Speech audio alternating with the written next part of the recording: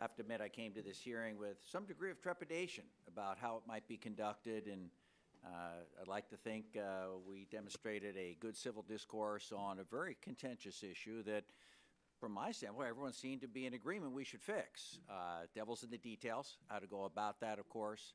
But everyone came out in favor of the key elements of net neutrality, they at least spoke, which was encouraging from my standpoint. And folks seem to be interested in actually solving the problem, big quotes on solving the problem going forward. This thing's been floating around since the Bush administration. The rules of the road seem to be depending on which party occupies the central office, the presidency. I think, Chairman Powell, you mentioned your testimony. Over the last 15 years, 6 different FCC chairmen from both political parties have wrestled with this issue. Net neutrality has been in the courts 4 different times, more coming up from what you were saying. I have to believe this leaves consumers, virtually unprotected, and businesses completely in the dark about what the rules of the road are. And that's not good for anybody or everybody at the end of the day.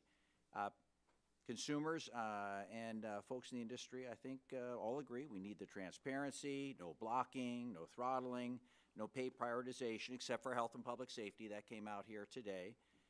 And no discrimination. Thank you very much for the testimony that Ms. Gonzalez and Ms. Livier gave. I think that's very important. I'm an Article I of the Constitution person at heart.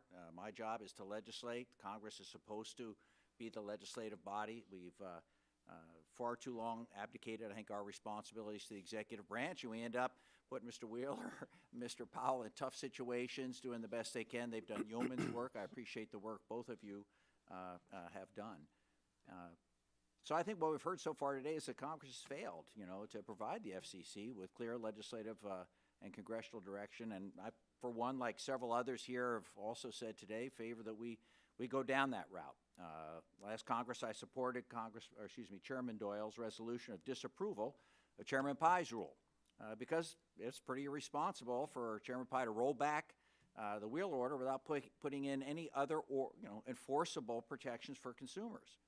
I'd love to see our subcommittee work in a bipartisan manner, finally codify some rules with all your help and people out there back in my home district to protect consumers and provide those clear rules of the road. I think there's an opportunity.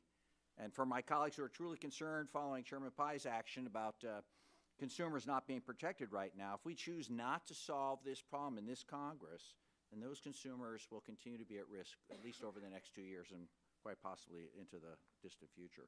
But I think it's time to end the uncertainty for consumers and businesses, do our job, legislate net neutrality. And with that, I yield back, Mr. Chairman.